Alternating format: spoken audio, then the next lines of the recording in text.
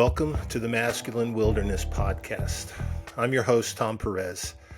I'm the CEO and founder of Epic Project, a nonprofit organization that's nurturing a generation of men who won't buy sex.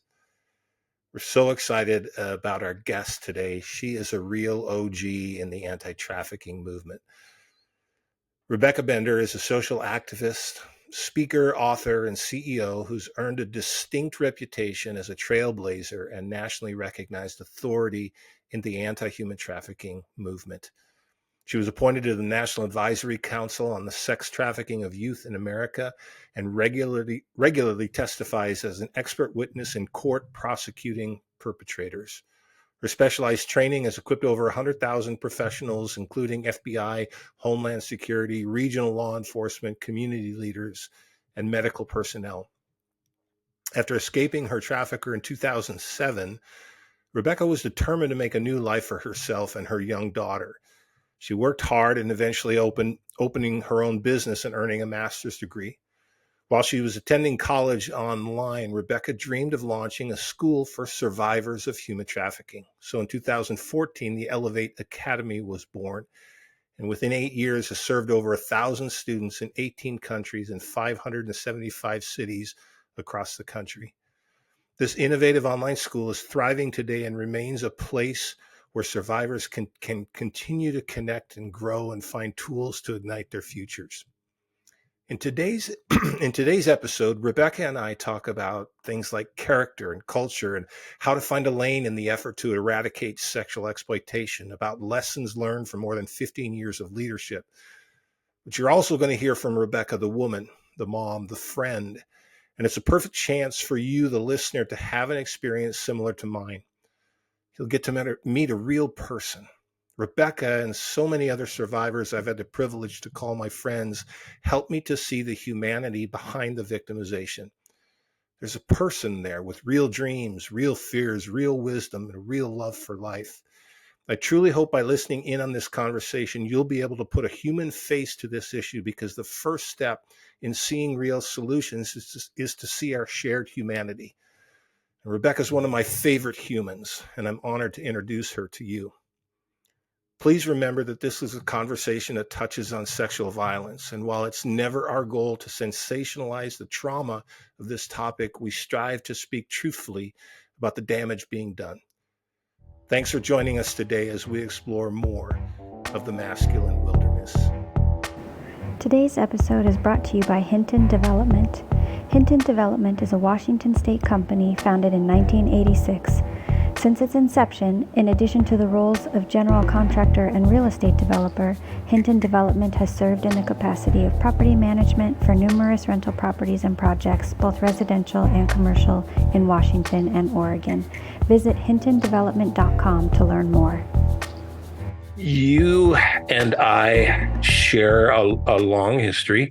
Probably for me, you started in this work long before I did. Well, not real long before I did, but not too long, I don't think. Yeah, I was thinking the other day, I was trying to remember the first time that we actually met. I had heard your name. I remember. Well, okay, so what was it? I think I was speaking at the University of Oregon. Oh. I was doing an event there, and you and I had connected via email a couple times, or had been introduced, or somehow had heard about each other. And right. I think I let you know I was going to be in Eugene, and you were in the Portland area. Yeah. And you decided to come down and meet. And I remember you rode your motorcycle. I did. Yeah. And we met for lunch. You provided me with a legitimate reason to just disappear for a day on my motorcycle. I remember you getting off the bike, and it was so cool. I think I told you, it felt like, I know you hate when I refer to you as dad, because you're definitely not that old. I get but it. My dad rides motorcycles. And so it was very, very cool moment of like, oh, it felt like, I don't want to say safe, because it sounded, it felt like home. Felt like, oh, this is going to be cool. And we've been friends ever since. You've been a great mentor to me and great support. So that's what I would say the same. So before we go too much further, just give us a kind of a flyover of your background in this work, and, just kind of what you have been up to during that season, like since we met, because you've been doing a ton of things. Yeah, so much. I'm ready for my next adventure. I'm very excited with what that will entail. I don't totally know yet, but I started sharing my story in 2008 in London, England. I was living in London. I got a little flyer, like a postcard in the mail. I remember it dropping through my mail slot. I don't know if they even do that anymore. It's maybe in some cities, but I remember this postcard said, "How many brothels are in your borough?" Wow. And I had, just escaped human trafficking. And I thought, this is weird. Like, what is this about? And so I went on their website, and it was an anti-human trafficking organization in the UK. And so I reached out to them to just get more information. I really didn't have language with anything I had been through yet. Kind of my first step into trying to put some words to what I had been through. And I'm a verbal processor, as we'll see through the conversation. So I just found like wanting to connect with people that maybe knew more. And that way, as I processed, I could put a sense of everything I had been through in my own language. And so I showed up to their offices and got a tour and learned more about their org, and then went into the office with their executive director and started sharing my story. And she asked if I would come to a speaking engagement later in that week or that month or sometime shortly after. And so I showed up at Oxford University, my very first speaking gig. Wow. Which they didn't tell me was a public debate against a dominatrix. So holy cow. I got there and they handed me a blank piece of paper and said, "You're doing the public debate with this lady." And I thought, well, good thing I took debate in the 8th grade. It was literally the only thing I remember thinking. So I knew about rebuttals, and that was it. That was my beginning of this work. And wow. What was the experience like? I mean, that's more than just telling your story to a sympathetic audience. Oh gosh. In hindsight, it's like shocking that was my first experience, because you have a really broad, for people that are listening that don't know, you'd have a really broad room then of people that stand on both sides of the equation. Yeah. And you're not, when you've never been in the public eye about anything related to your own personal trauma, and you're sharing it so rawly without any understanding of how to protect your own heart and how to maybe articulate really hard things that you yourself haven't even processed yet to a crowd that half of them are not going to be sympathetic to you. It was rough. I remember watching people roll their eyes and huff and do all that type of body language. And I remember standing up there thinking, like, why are they not understanding? And not from like I was hurt or offended. It was just more like how can I do this better? How can I get this message across better? So maybe, it set me on my own trajectory to try to figure out how to articulate my experiences in a way that would help people to gain a better understanding, because I remember their responses and their questions. And I started being real thoughtful of my language, right? And something I share frequently is when I was being trafficked, the very first time that I was trafficked, I can remember, like getting out of the car and going into this office. And I used to tell my story like, and then I got out of the car and then I went into the office, and I started instead shifting my language to saying, and so then I complied. I complied out of fear. It's a very different perspective for the person listening when you just make it seem as if it's all of these choices and decisions you're making versus having this moment of fear and compliance because you don't really know what to do to avoid getting hurt and to be able to get back to for me, back to my daughter. And so even though that was the very beginning of telling my story, it really helped me to see I needed to do this better. I needed to figure out like what I've been through, and I needed to really sit with my own why and sit with all the questions that I was getting so I could really process, why did I get out? Why did I go in the room? Why didn't I run? And you get all those questions from people, and sometimes survivors especially, can be, I think, not offended, but maybe hurt by the constant prodding of those. But for me, it's also caused a moment where in my own quiet time and my journal time and my time in therapy that I can ask myself those questions and be able to articulate it maybe to people that will help them understand why you make reactions, not decisions, in moments of real extreme fear. Yeah. I'm curious did those early occurrences of sharing your story, did they ever feel re-traumatizing? Not that I mean, I don't remember it feeling super re-traumatizing. I remember the first couple times I would be really hungry after.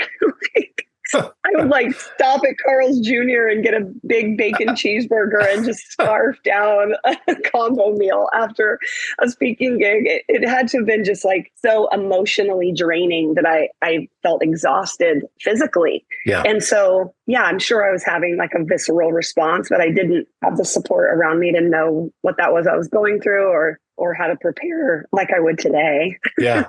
Well, I've seen that. It's obviously, it was years later, but one of the earliest times when you came to Portland to speak at that event downtown, and I was there with you, and I remember you just brought the house down. You had, I think I was timing it because you told me they said you only have like 12 minutes.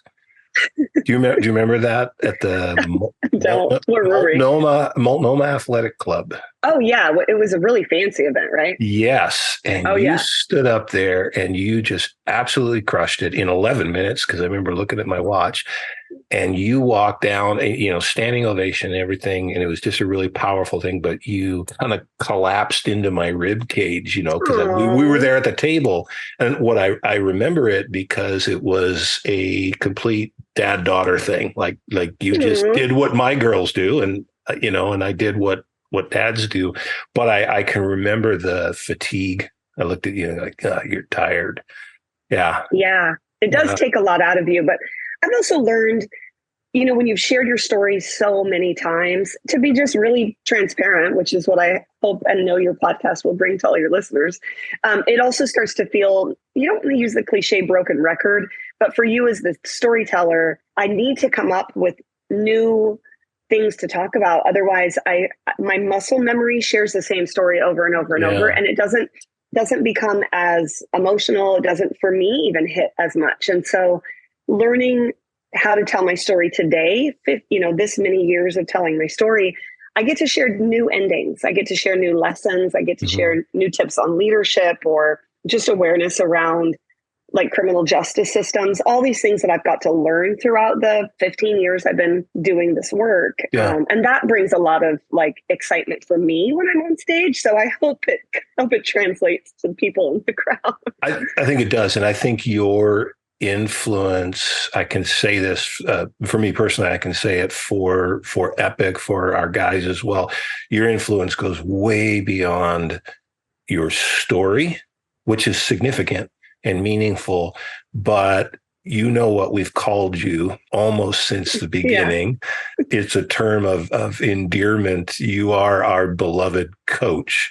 And I say that because one of the things that happened as you and I got to know each other is you taught me those things. You taught me about ethical storytelling, about how words matter. I think there were probably more than one occasion where you maybe called me out on the language I was using, and that was less than out might be a bit extreme. Well, privately, you pulled me aside, but you had that kind of guiding, mentoring. You called me a mentor, but I'd say it's mutual mentoring because it wasn't just about Rebecca's story. It was about the leadership and the perspective that you brought, and so that influence, and it still remains. And one of the things, and I wanted to talk a little bit about this because this is a direct outcome of your influence on us. You talked for a long time, ad nauseum, as they say, about staying in your lane. You're a zealot when it comes to that, because you have a really comprehensive and I don't know if it's absolutely complete, but a very comprehensive view of the work that collectively we're doing together.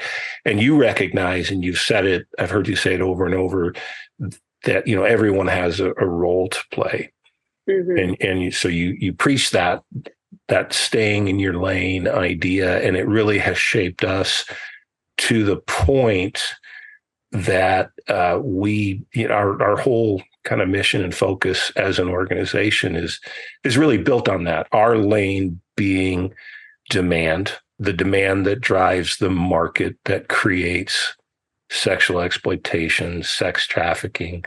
We know, you and I know, the research supports it. People that are in the trenches know that it's fueled by men. Yeah. It's driven by men. And so the whole trajectory of what we do has really been shaped by that. So I wanted to just share a little bit about how that has grown and just get your thoughts.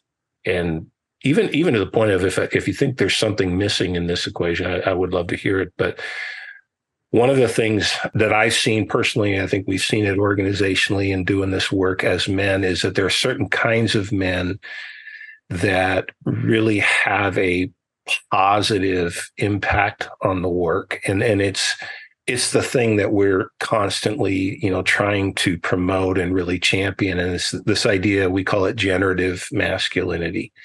And it's really the antithesis of the term toxic masculinity that gets thrown around a lot. And I understand the reasons for it, but toxic means basically something that breaks down the bonds of just healthy living.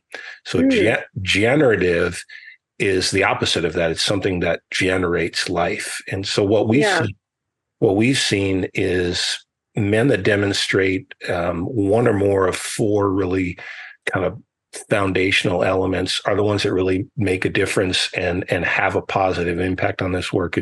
One is just humility. It's the sense of seeing ourselves for who we truly are. When we haven't talked yet in the podcast, we've talked to tens of thousands of active sex buyers, like in the moment that they're trying to purchase sex. And one of the things that I've experienced, that our volunteers has experienced, is that we realize that we're more like those men than we are different. If it weren't for, we're half a dozen bad decisions away from being in that same position. So it's just the ability to see ourselves for who we truly are. That's humility. Empathy would be the second one. And that is the ability to see the world for the way it really is and to recognize people's pain and then to be able to respond appropriately to it. The third element is archaic word, but it's actually really full of meaning. It's the idea, the word is meek. And it has to do with someone that has disciplined strength, basically strength that they are willing to give to others for their benefit. And it's actually kind of the difference. The antithesis of that would be power, which tends to get wielded over people. So having that deep inner strength. And then the last part is the last element is just having a hunger for justice, an appetite for justice. And that speaks to the notion that like these problems, these things like sexual exploitation, sex trafficking, not going to go away overnight. And so every day we have to get up as men and just continue to stoke that hunger and work for change. So that really what that is a profile of the kind of men that have been attracted to our work. And these are the kind of men that I have seen engage with other men in ways that are really profound and positive and life-giving. And I don't have a bunch of specific questions related to that, but as a woman, as someone with lived experience, as a leader in this movement, like how do those things land in your head and heart? Like when you hear, not just when you hear about the ideas, but when you encounter people like that, what does that do? One of the things I would say to answer that question, it reminds me of when you and I got a chance to do our Mythbusters campaign together. And during that conversation, you shared about character mass.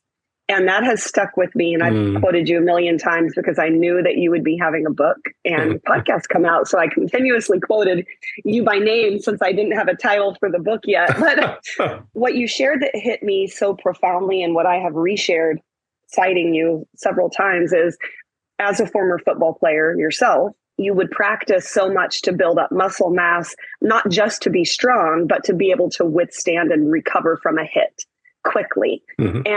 And so when you talk about character mass from that same perspective of like, we want to develop character in people and especially young men, because our world, they're going to take so many hits culturally with what's just around them all the time. How can we teach and build that character mass so that they can, take the hit and recover quickly? And I love that analogy because it's such a great visual representation of why the work matters, because our world is crazy, right? Like our world is crazy. There's so much our kids are exposed to. There's so much that's being put in front of people, whether they want to or not. It's just the world we live in. And so how are we raising our sons and our daughters in a way that they can take character hits along the way and come back more resilient and stronger? And so when I say all that to say, when you talk about what would that look like practically to create more character mass in people, and what can you practice that makes it stronger? Anything you practice gets stronger, right? That's why my daughter, also an athlete, practices every single day. You have to get stronger with form, with all sorts of things. That's why musicians practice. You just get good at what you practice. You get better at it. And so when I think of those qualities that you just shared, it's like the beginning of creating character mass is taking those qualities and practicing them over and over and over so that they get stronger, so that they become their own muscle memory. And I'm sure you have more than 4. I think that you have, even more that we've discussed. But I think they're so counterintuitive to what we see in men sometimes. And as a woman who values like strength, it can be interesting to take the dynamics you talked about and really dive deep into what they really mean. Like when you say meek, it's not that there's not a strong man that's leading or right, that's not it. And so to flip that on its head and say, this is about using your strength for others. This is about having self-control and discipline to be able to know when to use your strength and when to give your strength to someone else, so to speak. And so I think really diving into what each of those mean beyond just the one word, because we all have an idea that comes to mind when we hear like meek. And so I think helping people to wrap their minds around like, how would that look for me practically? How could I practice that in a way that's tangible every day in my life so that character muscle can grow in me? I think those are going to be really great tools for you to continue to teach people. Yeah. I'm curious. It's a kind of an interesting irony that you were talking, for the most part about strengthening the character of men, because that's the lane that we're in. But I have 3 daughters. You have 4, no sons, so not yet. How's that played out just as a parent? Like you have these 4 amazing daughters. I remember on the other side of this wall at time we sat with your 4 and my 3 and had dinner together, but we didn't, we weren't obviously talking about our work, but like, what do you hope for with your girls? And what has been really encouraging and life-giving in that area for you in this? Yeah, I want them to be all they can be. That's the end of the day. Like, I want them to go after their dreams with reckless abandon. I want them to just go after it all, shoot for the stars, live with no regrets in not trying something that they felt really excited about or passionate about, even if they didn't know the way they were going to get there or how it would unfold. I want them to feel the excitement and passion and drive and support to go after things they're passionate about in life. And I want them to be cared for by a partner. I want them to feel protected, and not just physically protected, but like their heart's protected and their relationships protected. And I want them to find people that will cherish what they bring and their qualities and do anything they can to protect, that with them. And whether that's friendships or romantic partners or whatever, it doesn't just have to be romantic. It's any, their friends, their circle of people, their mentors, that I just want them to feel valued, really valued, that what they carry is valuable. And one of those examples, my kids, my 3 little ones are obviously much younger. My oldest is 24. For those of you that don't know that are listening, my oldest is 24. She's currently training for the Olympics, which is a big deal. And so you and I have talked lots about her, but it reminds me though of, she graduated college this year, and she had a job opportunity from an internship she had done over the summer. And before she decided to train for the Olympics, she was really on the fence about it. She was like, I don't know if it's going to be a waste of time. I don't know if I'm even going to make the team. I have this really great job offer and I'm kind of burnt out on track. I've been running track, basically she's ran track her whole life darn near. And, you get tired. You get kind of tired of things, as you well know with anything, but athletics, it can get tiring to exert that much all the time. And she really was really on the fence about whether she should train for the Olympics or take the job offer. And I was like, at the end of the day, you're going to regret not giving it one more year. You will. When you look back and you're 50, you're going to say, I wonder what would have happened if I would have just tried one more year. You're never going to be in this kind of shape again. You're never going to have this kind of opportunity. The Olympics only come every 4. It's right now. Like, live with no regrets. The job will always be there. You're a Berkeley graduate with a master's from Texas A&M. Like, you'll find another job. I know you're tired, but just live with no regrets, And so the job, she reached out to the job, asked them if they would consider a part-time position so that she could take a year to train. And they agreed and offered her a remote part-time position at the same firm. And so now she works 20 hours and trains 20 hours, and Olympic trials are in June, and we'll all be cheering her on. And if she doesn't, make it, she got to go to Olympic trials at 24 years old and had this great career as a collegiate, D1 athlete. And she has so many memories and she's created so much character in herself from those experiences. But I want that for my next set too. I want them to find something that they're really passionate about, cultivate those gifts in them, let them explore, and then encourage them to go after it all. And hopefully they have people around them that will see their qualities and cherish them. But that's what I hope for my girls. So 24, and then what are the other 3? What are their ages?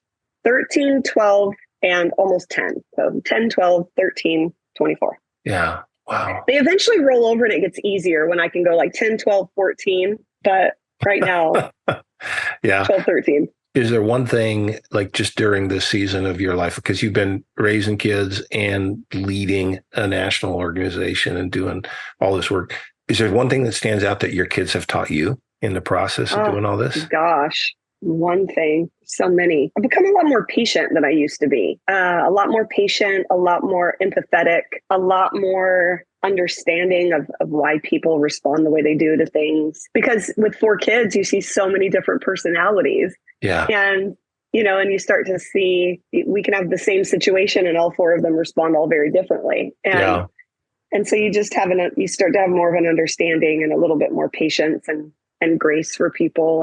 But when we're talking about generative masculinity versus toxic masculinity, just to, be, again, very transparent. I, as you well know, went through a really messy divorce 2 years ago. And as a strong leader that's a woman, part of what contributed, I think, to my divorce was not being led well.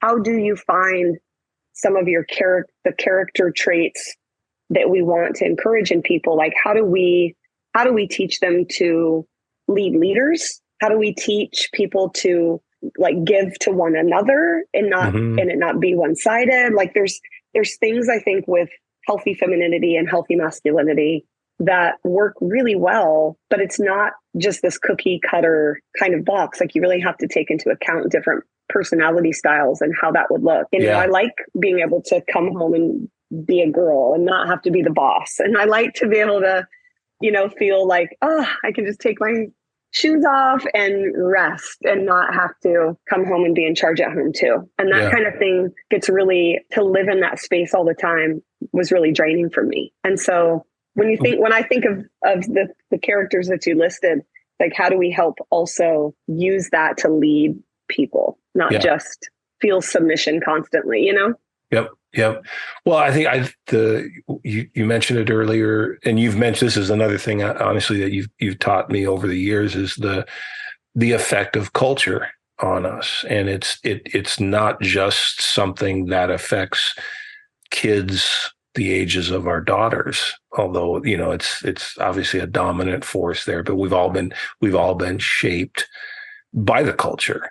So I remember that as one of the other things I've heard from, Rebecca, stay in your lane, We're here to change culture. Well, I want to clarify for people listening. It's not just stay in your lane, because it sounds so like No, bitchy, for lack of better words. no. My push and my course and my ebook that I offer is about finding your lane, in the sense of, when people hear the topic of human trafficking, it feels so big and so vast and so overwhelming. It almost like it paralyzes you to do anything, because you don't even know where to begin. It's like eating an elephant. I know it's a silly cliche, but it is this feeling of like, the phrase human trafficking is so global. It's so huge. Yeah. Oh my God, I'm so overwhelmed. Where would I even start? So find your lane was, I stand corrected. It's find your lane. You never told me to stay in my lane. No, we welcome merging of lanes. We want to help break the topic down into 9 categories and help people know what those 9 are, so that as they become passionate about the topic and they do want to do something, we can help them figure out which one of the 9 they might be more excited about and more passionate about, and then give them resources and direct them to organizations, much like yours in the demand reduction lane, where people can really get involved with local grassroots orgs and actually make a difference in areas that they're concerned about. And well, that feeling of being overwhelmed was exactly my story.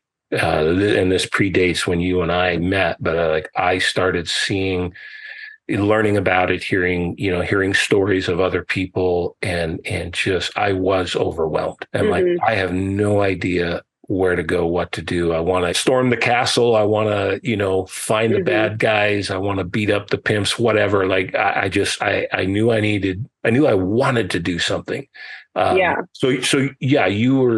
was, again, not stay in your lane. It was Rebecca saying, let me help you find your lane.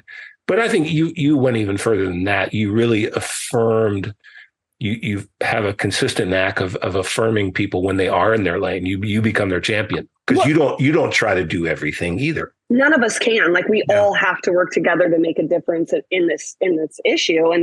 And what's great about the analogy of finding your lane is that it's like any freeway. There's multiple lanes. We're all going in the same direction, and you use blinkers to merge into other lanes. And there's sometimes topics. Yeah, we should, or you risk the accident, right? And damaging people and yourself. But one of the things about, merging and finding different lanes is you can work in multiple spaces, and a lot of them work together. Like, awareness and prevention are always going to work together, right? Yeah. And safe home reduction and maybe like job readiness. Not safe home reduction. Residential is what I'm meaning. The R word that popped in my mind. Like, safe homes and residential are always going to partner with job readiness. And so there's lots of lanes that collectively, like a Venn diagram, they work together. And so it's just helpful to kind of break down what those ways to get involved in trafficking are, so that as you get passionate about the topic, you kind of know which 9 categories exist. And then you can pick whatever amount of time and capacity you have to get involved as an individual. Maybe it's simply talking to your kids about a hard topic and being equipped with language and ways you want to talk to your sons and daughters. And that's plenty. And that's great. And maybe it goes all the way to starting a nonprofit, and that's fine too. But one of the things I think I hear the most is families get really concerned about protecting their daughters, right? They want to protect their daughters. They want to make sure their daughters are safe. And I, tell people all the time, it's like, that's great. And we want all marginalized people to be protected. We want everyone to be safe. But what I don't hear as much is mothers of sons saying, how do I prevent my son from becoming a future buyer or a future trafficker? Or, we forget that there's 3 parts to the equation of exploitation. And I've literally had moms say to me when we're talking about an event, moms will go, oh, well, I have sons, so I won't see you there. And I'm like, wow. You should, because your sons are the average buyer of sex in the world is your son, ma'am. That's become my standard answer when people ask me, like when I speak, how do I keep my daughter safe? And my response is raise safe sons. And that's a great answer. Yeah, and I think we need to start there. And that kind of points back. You mentioned culture. I want to go back to that, because it's the culture that's shaping it shapes all of us, but it's definitely shaping more and more of the younger generations. What do you see? What have you learned about how culture operates that you didn't know? Because you called it out years ago, and I think a lot of people heard you saying like, "Yeah, we have to change the culture," but I don't. It's like one of those things where when you say something that makes sense, people will nod in agreement, but still don't really know exactly what they're, like all that entails. So what have you learned after all these years? Because you've always had your eye on culture. What have you learned? Mm-hmm. How does it, where do you see really some real warning signs, and or like are there things in the culture that are hopeful, helpful? Yeah, I think I've grown a lot in the last 15 years around this topic. At least I think I've grown. Maybe other people have different opinions. But one of the things I've found is, we all have different interests in music and movies, and we all have our own boundary lines and maybe convictions of where the right and wrong line is, in a sense.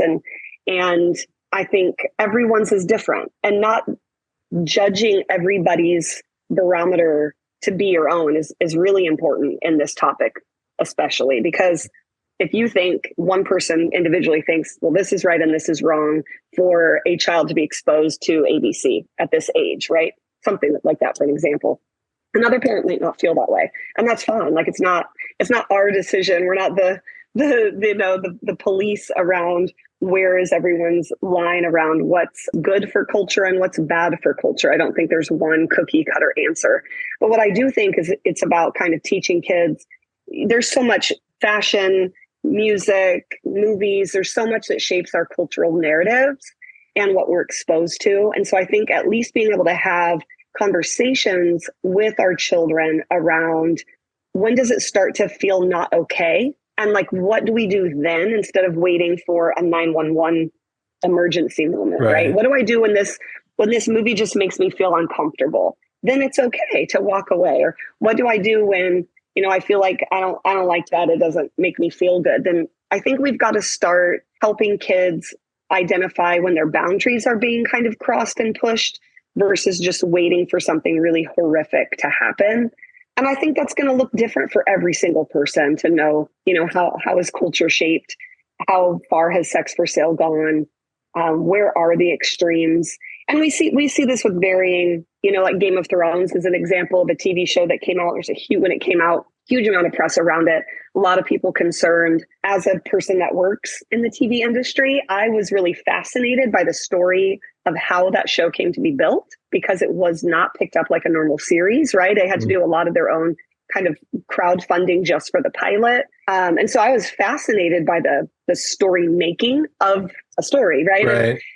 And so I find that for me, I tend to watch a lot of stories, especially when they have those kind of underdog startup histories, because I am a TV writer and producer. And so I'm interested in learning how people do their character arcs, how they arc a season, how they leave cliffhangers at act breaks. Like those are things that I personally am interested in. Does that make me not like, how does, what I'm trying to say? Like, or would people judge me if I want to watch all different types of TV because I am a TV? Like you shouldn't, because there's reasons that everyone takes does different things. And so I think we have to be really thoughtful around, not everything's going to be for everybody, but there are definite times when things are really publicly like out there for consumption to everyone nowadays. Billboards that are really extreme. Some states have passed laws that help to ensure that, young children aren't being watching, porn on a billboard as they're driving in the car, because you don't have any control then over that.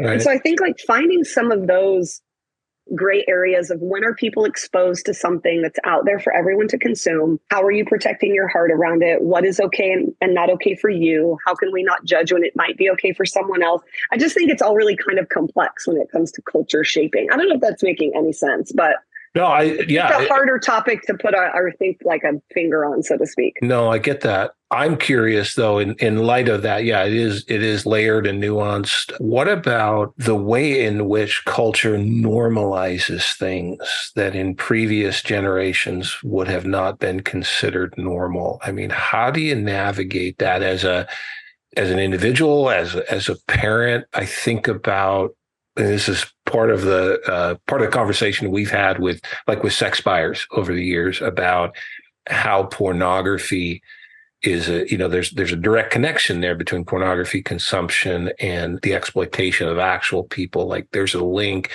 and part of what it does is it normalizes something that previously wasn't considered normal. And we trace the history of pornography. You've talked, and I've heard other survivors talk about the gradual expansion of boundaries as a tool that traffickers use to exploit vulnerable people. It feels like the culture is having that same kind of pimp-like influence by gradually expanding boundaries through normalization. Like, where do you find the balance in that tension?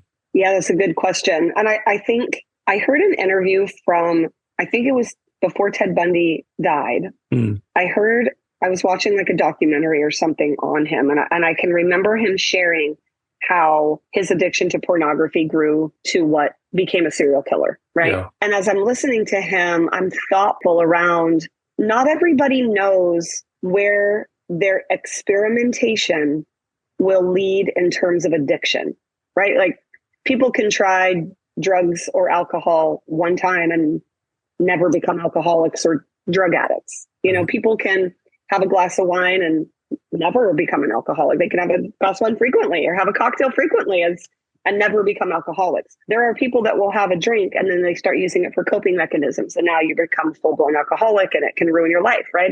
And none of us know sometimes where we're going to fall on our own personalities, on our own brain chemistry, on that addiction potential spectrum, for lack of better words. Yeah. And I think what I've seen is when you get to those extreme exploitation of people, I mean, all of it is extreme, right? But I'm saying, like, when you start to see people like Ted Bundy who went that far, it's like, where did that spectrum start? Like you're saying, how did that become expanded to what he became? And so when we're thinking of how easily accessible pornography is to young people, and how the first thing, when you type in Google porn, the first things that pop up are not, Playboy pictures like used to be back in the 80s and 90s when you'd find a Playboy in dad's closet or something. It's like the first thing that pops up is hardcore smut pornography. And if you're thinking about the neurological connection that a 7, 8, 9-year-old now is the average age of first exposure to porn, if that's their first neurological connection to arousal, we are throwing them on that spectrum really far down the road. Do you know what I mean? Like that's kind of a longer way to try to like I said, these questions are being thrown at me, which is great. I love a good improv, but it gives me a minute. I have to contextualize what I want to say. But I say all that to say, we don't know where that addiction spectrum is for people. And when we throw someone right in at that early age, really far down in that terms of intensity, it's concerning. Yeah. Because you're like, well, where does this go from here? At 7, 8, 9, if this is the first exposure, what happens? And we see so many documentaries now where, women find out their husbands have these horrible, child sexual abuse material addictions. And it's just like, how does someone get Where this does it far? come from? Yeah. Yeah, I feel like the culture has that. They play that same game of gradual expansion of boundaries. And I'm wondering, we know that's happening. We know the most vulnerable people are paying the steepest price for that, right? People that are being exploited. But I also think, and this kind of comes back to young boys, young men in general, we tend to not see the victims. It seems like we abandon young men, especially, to that kind of exploitative world. Like it's just normal. It's just what boys do. It comes back around to locker room, right? Mm-hmm. It's like, well, that's just boys. Boys will be boys. And it feels like abandonment to me. Feels like culturally we've abandoned our boys. And I was like, yeah, this is the world. We've got to learn to deal with it. It's not all bad, I'm Good saying luck swimming in the deep end. good. Yeah. Yeah. And it took me longer, I think, than other men to kind of wake up to this, maybe because I didn't have sons, but I have grandsons now. And it's become very real in the last 8 or 9 years. And the carnage that's left as young men that are abandoned to try to figure out how to swim, and the ones that get to make it to shore, and the carnage that's left behind is to continue with that same analogy. It's like, it's really heartbreaking, because you see people that end up with horrible addictions that ruin their lives. You see families torn apart. You see so much that didn't have to happen if we were, like you're saying, like helping sooner, helping. And I don't know, maybe this is part of being in this work so long. It's like, sometimes I don't know that culture is going to change. I think it's going to become more, how do we help people swim? Because culture's not, I don't know that it's changing. I don't know that it's changing for the better. So it's like, well, then what can we do? We can continue to look at laws in our state. We can continue to, help marginalized communities. We can continue to look at these 9 specific kind of lane categories and do our part. Like, we can all do something, but if culture isn't changing, how do we start raising our children to swim, right? Yeah. Like, to have the character mass. I don't know. What makes you say that culture, you don't know if culture is changing? Are there specific things that you're seeing in that regard? I just don't see that it's getting much different. I think if anything, it's getting worse. It's getting more hypersexualized, more normalized. Buying people is super normalized and accessible more easily. I don't know if it's internet access to smartphones, all those things, but it's like, it feels consumable quicker and produced more frequently all the time, constantly. Just churned out content that we all have right here instantly. Now you can download it all and watch it while you're on an airplane. You don't even need Wi-Fi, it's constant. And so I don't know that it's going to get better with these, seeing how much more accessible and how much more content exists. Yeah, so I don't know. So you're suggesting it's maybe not as much a matter of trying to shift the culture as much as it is trying to better equip young men and young women to adapt and survive that culture. I'm starting to feel that in my old age of 42. Starting to feel that after being in this work 15 years and seeing like technology isn't going to start decreasing, right? If anything, it's going to get worse. It's going to get more advanced. I shouldn't say worse. It's going to get more advanced.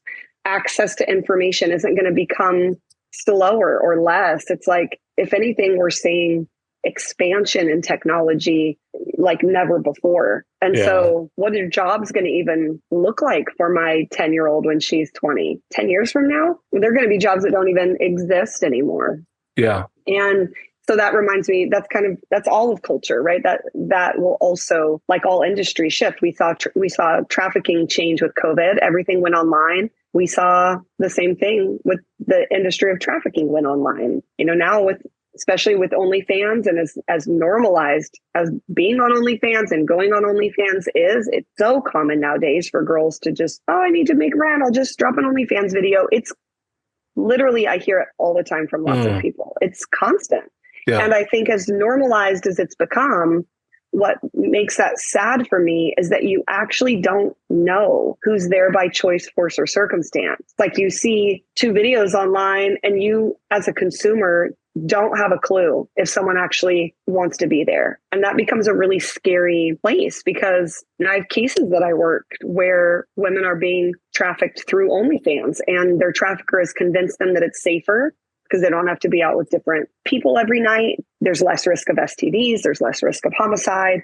And then they're abused if they don't make a certain number of videos. Their children are abused if they don't make a certain number of videos. And the consumer has no clue. And it's like, I don't know where this is going to continue to go. It feels like a problem that's going to continue to increase. So how do we then raise our kids to have the character mass that can swim in the deep end? Yeah. Oh. I don't know.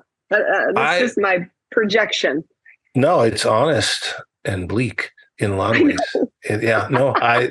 I totally get that. And actually, that thought, that line of thinking is connected up to what we call this podcast. I mean, the whole thing is this idea of a masculine wilderness. So I think about all of the reference points for me growing up, as a man, and all the different things that said, this is how you are to be. And like those things are gone, or they're constantly moving. And it's like, how do we show up? This is the driving question for me. And I'd love to hear your thoughts on it. But like, how do we show up in the world as men in a way that is life-giving to us, is life-giving to the people around us? I mean, to me, that's one of the driving questions. And in light of what you said, in light of that, kind of the picture that you painted, the question is even more significant, because do I show up as a consumer? As a man, am I here just to get whatever I can get?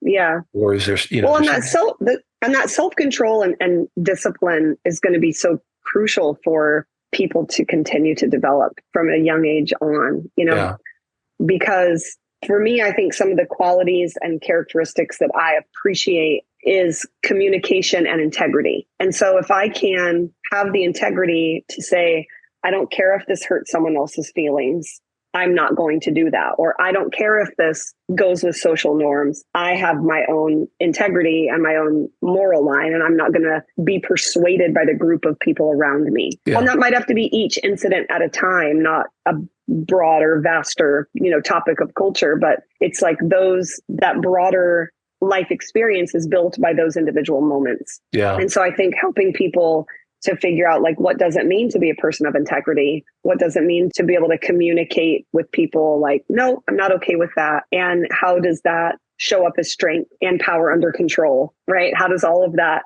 actually develop character that's going to help you get through situations that are going to be, that culturally are going to put pressure on you in a sense? And I think of that with my daughters. It's like, how do I raise them to not be able to like go with the norm when everyone's wanting them to do something? How do they know what feels the boundary that they feel okay with? Like, no, I'm not okay with this. And how can they have the confidence to walk away or say no, or I don't want to be involved, or I don't want to watch that.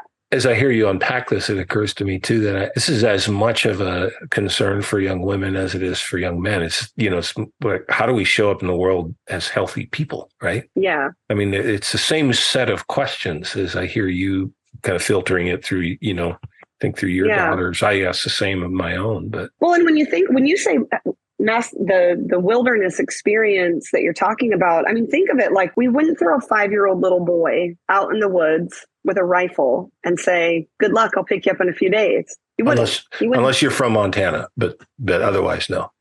Yeah. But we wouldn't do that with someone that age. We would, you would teach them, you would go with them. Prepare them. Eventually, you'd prepare. And so it's almost like taking that same approach of like, how do I begin preparing? Because at some point, they will be out on their own. And I want to make sure my kids are prepared to be able to stay safe and healthy and survive, and not just survive, but, thrive in whatever it is that they're out there to accomplish. Yeah. So it's kind of like that preparation piece. It becomes really important, and knowing how to do that along their journey as kids, which varies by age significantly, Yeah. The sense of this world being so much different. To me, I could be totally wrong. I could be just totally missing something, but it feels like it's just so different than even 10 years ago. Even when because my kids are almost 38, 35, and 33. I'm going to get in trouble. I think I messed up one of those, but I don't know which. Even back to when they were in high school, it just feels so different. And I know it's technology is, front and center in terms of the things that have changed the world. But I think there are the other forces at work, if you will, as well. So just kind of sticking with the wilderness idea, what for you, like when you think about it, either for yourself personally or for your kids, like what are some reference points? Think about like navigation. How do I find my way through? What are are there some fixed points for you that have served you well that like, as long as I can keep my eye on this thing or focus on this, quality or whatever, like how do you make your way? How do you help your kids make their way?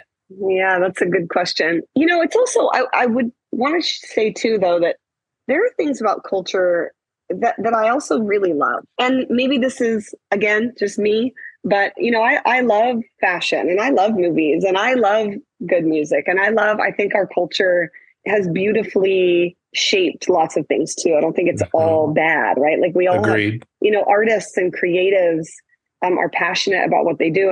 And I love to be able to be a part of seeing all of those. Yeah.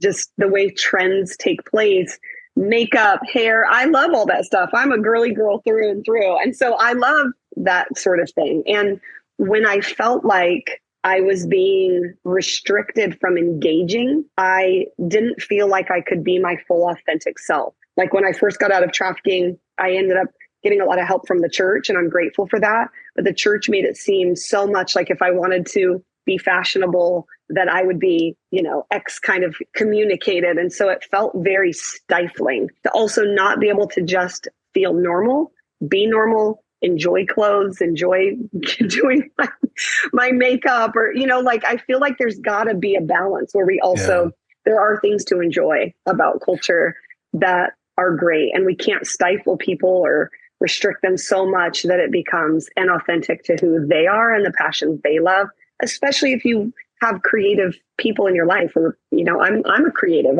As a writer, I love to create things. And I have some of my kids are creatives. And if I stifle that, then I'm doing the total opposite by trying to protect them from the wilderness instead of like teaching them how to fully use all of their gifts in a way that's going to make them come alive. That's the goal for me. It's like, I want them to feel excited and passionate about life and what they do and enjoy their life and have people and hobbies and friends and careers that are really life-giving for them. And so some of that's going to include creative things in this world. And so we can't like stifle it so much or be afraid of it or think it's all awful. We got to be able to embrace some of it too and find the things that we love about it and encourage them to get involved in it.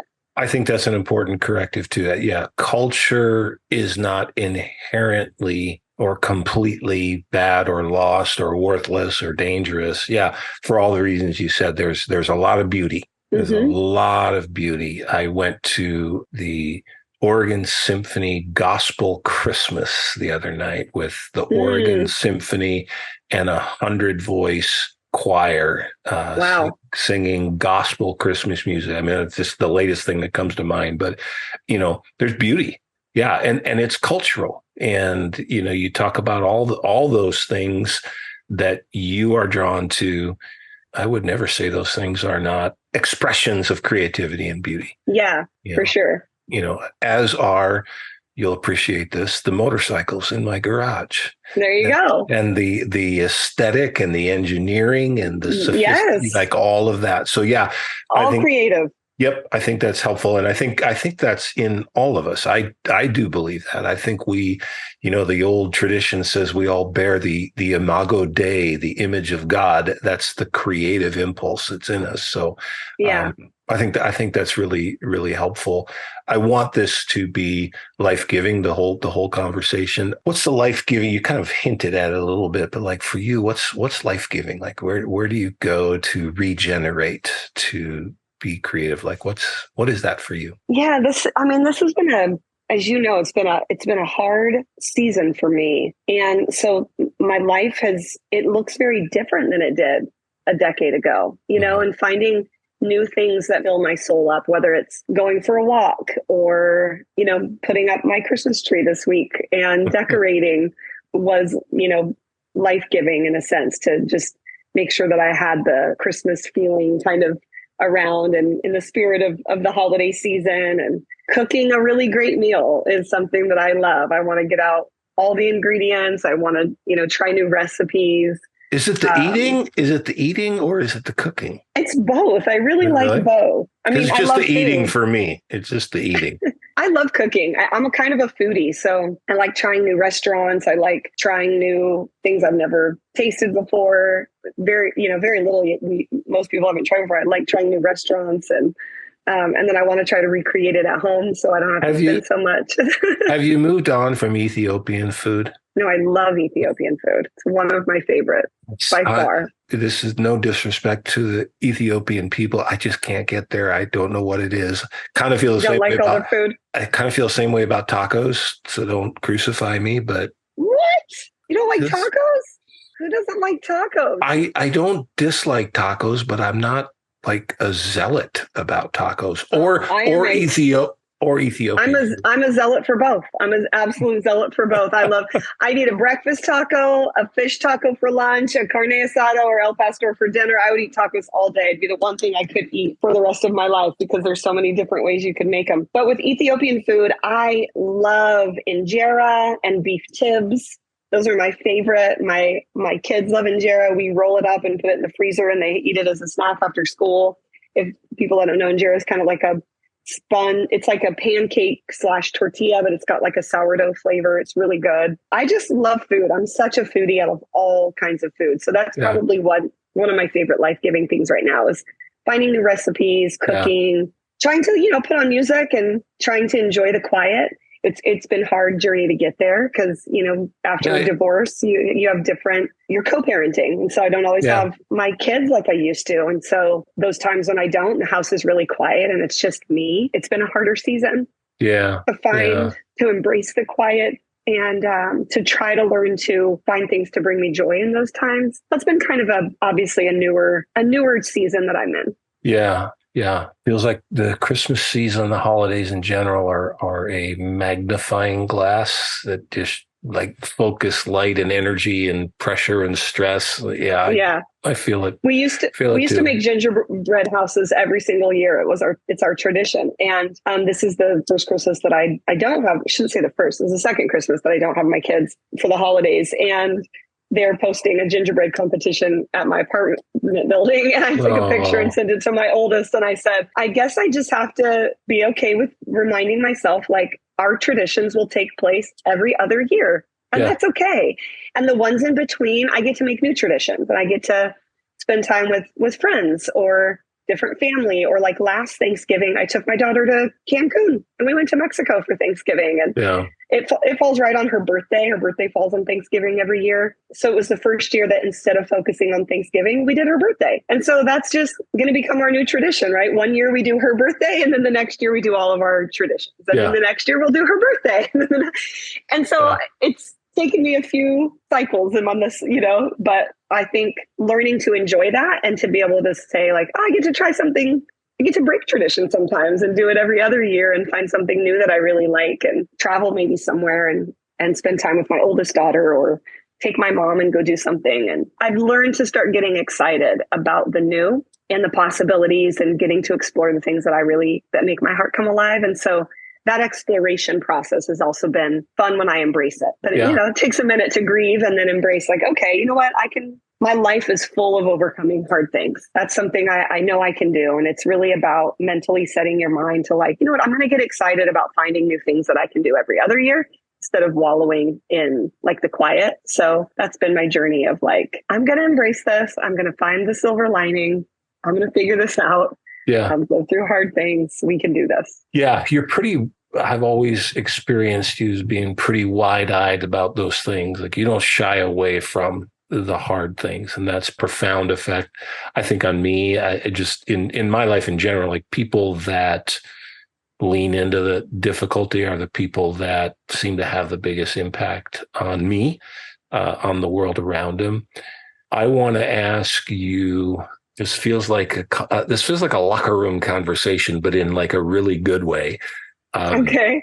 Not locker room talk, because that always happens without the coach there. This is having the coach there. What do you want men who are taking things seriously, who see the pain and the violence and the inequity and like all of those things that are common in the world of women? What do you want to say to the guys, especially because it won't be just guys listening to us talk, but to the guys that are listening, this point in your life, having gone through what you've gone through, having learned the things you've learned, what do you want men to know from your heart?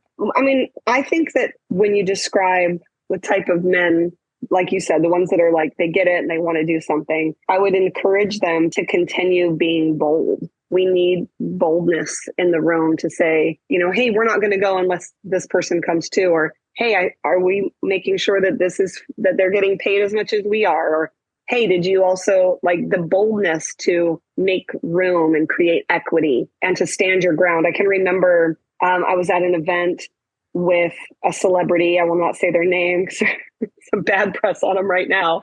But back in the day, there wasn't. And I can remember I was going to speak and go off stage, and then there was going to be a panel of all men on the topic of trafficking, and none of which provided direct service. And I remember this one person saying, "Where's Rebecca's chair for the panel?" And they said, "Oh, well, she's going to speak and then she'll go back and then you all will be on the panel." And he said, "If she doesn't have a chair, she'll take mine." And they were like, "Oh, yes, sir," and brought out a chair for me to join the panel. But I thought that was a moment of using your influence, using your power, and being bold and not shrinking back and being willing to take that hit and say, then I won't be on the panel. And I will know that I have flown all the way out here, and I won't be to be really okay with putting your agenda on the line to make sure that there's equity in the room for the people on your teams. I think sometimes men see it, they don't say anything, or they see an injustice and it feels like, oh, I don't really know what to do.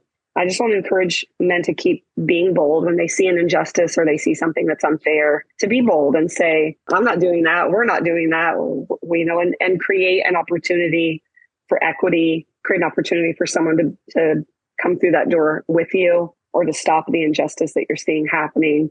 I just think it takes courage to stick up for things that you're seeing happen and not just stay quiet. I see a lot of people just stay quiet, and then it continues. The injustices continue unless people start saying, not here, not when I'm around. And if it's that one person and that one time, that's fine. I can, again, like we talked about shaping culture, you're not going to be able to shift an entire world. But in those one individual moments, that's what makes up the lifetime. And so if everyone can be a little bit more bold and courageous to stand up when they see an injustice, then I think it can make a broader impact long term. It's really encouraging to hear as a man, because I know I have heard in other contexts, conversations about men that are dismissive and diminishing.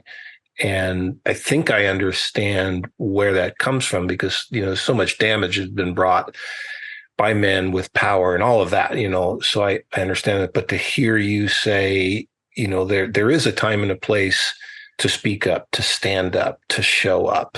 And that's just like for my heart, that's really good to hear, because I think sometimes we feel, and it's a gross generalization, but we feel like the world is telling us we don't matter and that we don't have a role to play. And I've never heard that from you, but sometimes that role is, as much as it is saying something, it can also be not talking. Yeah. And I mean, people respond differently to men and women in different situations, right? I mean, an example, recently I was boarding a plane, and man who I could just tell from they were obnoxious already in the boarding area, younger, very loud. And I'm like, oh boy, in my mind. But he tries to cut in front of me in line. And I'm like, line starts back there, bro. That's what I told him. He's probably about my daughter's age. So I'm like, my line starts back there, bro. And he was like, said something pretty offensive and then barged his way behind me in front of this other lady. And I was seething with anger, because I'm thinking, this wouldn't happen to me, to you. It wouldn't happen to other men I know. Their presence is enough that a man like that would never push his way into you, tell you something like about yourself, or try, and I just think those are those moments when it's like, the world does respond differently sometimes to someone like me and other women. It's like, even if we are leaders and I'm not a quiet, person, I'm happy to tell you like it is. And the response is still always going to be different for me. Always. Yeah. And so if men can use that voice and use those moments, if there was another man in line and he'd like, hey, buddy, and called out that young kid and sent him back, that boy would have probably listened. So it's like we need times when it's not just about shifting narratives, but about using what we know already exists to make sure there's fairness, to make sure that there's justice, to make sure there's, I mean, that's just one quick example that came to mind. That was just in those everyday moments of little things where you realize people do respond differently to men and women. They do. And I wish it wasn't always like that. And it's not all the time with everybody. But when there are situations that men find themselves in, be bold, stand up, see the injustice, say something. Really helpful. Don't just sit there and be like, oh, well, that lady's going to handle it. And, you know, or like, just let the kid be an asshole. You're like, let's jump in and say something. Yeah. Yeah. I'm not surprised that you would have said that. I've seen you chat up Hell's Angels before, so I'm not surprised. He was a Mongol. That's right. He was a Mongol, not a Hell's Angel. He's a Mongol. That's it. It's a Mongol. That's at the game. Either way, you were unfazed. Yeah, it was the Mongols. Anyway, I didn't know what they were. I just was like, hey guys, you got a rally going. You want to join? Yeah. Yep. I had no clue. Yeah, that's funny.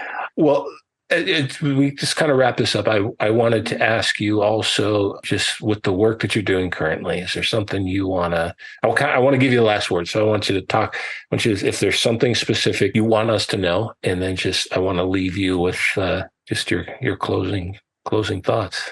Yeah, I've been running my nonprofit Elevate Academy we're going to hit our 10-year anniversary next in January, and really excited about making it 10 years as a nonprofit, about the growth that we've seen in our school, all of the successes we've seen from the students that go through the school. Elevate is at a place where it's becoming its thriving own school. And I'm so excited about that. I'm excited to see it's got a great executive director, phenomenal team. And we need help. We need financial help. We need monthly partners that will join for $19 a month, become a monthly giver, partner with us, help keep our doors open, help keep textbooks in the hands of survivors of trafficking.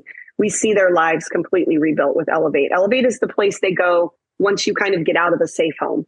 You know, the journey to healing isn't just about the escape. The escape is hard, running from your trafficker, those, quote unquote rescue moments. Like, we know those are what a lot of people get excited about, and they forget that the journey that's just like the very first step in the beginning of this healing journey for a survivor for the rest of their lives. Mm-hmm. And so Elevate is really about helping come alongside after you've kind of been able to escape and maybe graduated from a safe home, and you have this big world out there, and you don't know what you're going to do with the rest of your life. And you've had a huge formative years have been stolen from you, especially professionally. So you don't know what you're good at skill set wise. You don't know if you're a bookkeeper or a photographer. You don't know what jobs are available to you. How do I navigate interviews with a criminal record and a huge gap in job history? What do I do when I'm triggered on the job? What do I do? There's all of these questions that take years sometimes to even come to the surface in your life, because you haven't been in those, you don't get in those experiences while you're in a residential program. Right. And so they come up a lot post escape. And so Elevate helps survivors take all these classes. It's a 12-week program, but they're in it for life. And so every time we add new classes, they can join a class at any time as a graduate. And we need help. We need help financially to keep our doors open. Even though we're about to hit 10 years, we had a huge corporate partner dissolve. They got bought out by another company and informed us that they would no longer be funding trafficking. They're switching. The new owner is switching their efforts to climate change, which left us at a huge and sudden loss of a huge fund. And, we try our best to diversify funding streams so that if you do take a big hit, it doesn't risk closing your doors. We try to keep several months of reserves in the bank. We're really thoughtful. Our board is thoughtful. Our executive director and operations people. That's always all the goal. Not every season looks like that, though, right? Sometimes grants end right at a time when then you lose a corporate partner. It's like you're taking a double hit really quickly that you just don't have a lot of time to recover. And we're in that season right now where we really could use help keeping the doors open. Our quarter one's going to be really difficult to get through if we can get through it. So we really need some help. The $19 a month will help underwrite the costs for one student. Is that right? It costs us about $5,000 for a year for a survivor to go through our program. Okay. And so just getting that consistent monthly income coming in is going to help diversify all of our different funding categories so that if grants end here and there, we can still rely on keeping, our monthly donors, our monthly partners are with us. They're our champions. They're $19 a month commitment for a year. whether grants come and go throughout, we know that the more we can, the more monthly partners we can get, the more we can rely on knowing that this one is stable, and we can really ensure that as grants come and go, that we have a group of people that are behind us. And so that's what we're really pushing for in this next year, is to increase our monthly partners. I know I spend more than $19 a month on coffee. I could spend less on coffee and still be able to support that. So I'm just trying to put it in perspective. So I appreciate that. I spend $19 at El Pollo Loco about once a month. On tacos. I spend it on tacos. Well, see, that's a month on tacos. That's something you could cut right there. It's just or do both. If you there you go. There you go. Survivor and eat tacos. Eat tacos. But we're really, our school is what we're doing, and I have some other projects I'm starting to work on, because the school is really, it's its own machine. It's working like a machine. It's been around 10 years, and I'm excited about some new projects that I have going on, and hopeful to be able to share more of those on my Instagram. So if you want to follow along, we'll be sharing all different updates about different projects we have that we're working on, and the school, and all of those details are on online platforms as well. That's awesome.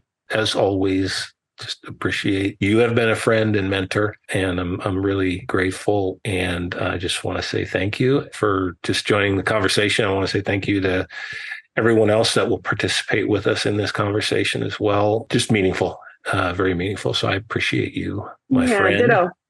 Thank you for listening to the Masculine Wilderness Podcast with your host, Tom Perez. This podcast is a production of Epic Project, a nonprofit organization dedicated to disrupting the demand for commercial sexual exploitation and dismantling the forces that perpetuate it. I'm your producer, Lauren Trantham. Special shout out to our favorite logo designer, Michelle Boucher, as well as Wes Finley, who crafted and donated our amazing theme song. Interested in sponsoring an episode? Send us an email at podcast@epicproject.org. That's podcast@epikproject.org. As a nonprofit organization, your donations allow us not only to produce this podcast and change the conversation around sexual exploitation, but also to manage our many programs, such as buyer intervention, teen prevention, and community education. Your support also allows us to support survivors of exploitation and more. To learn more about our work and to donate, visit www.epicproject.org. Once again, that is www.epikproject.org. Most importantly, this podcast would be nothing without you, the listener. Thank you for tuning in, subscribing, and sharing this episode with your friends and loved ones. Thank you for your commitment to learning more about the issues that affect our most vulnerable populations. Thank you for navigating this masculine wilderness with us. See you next episode.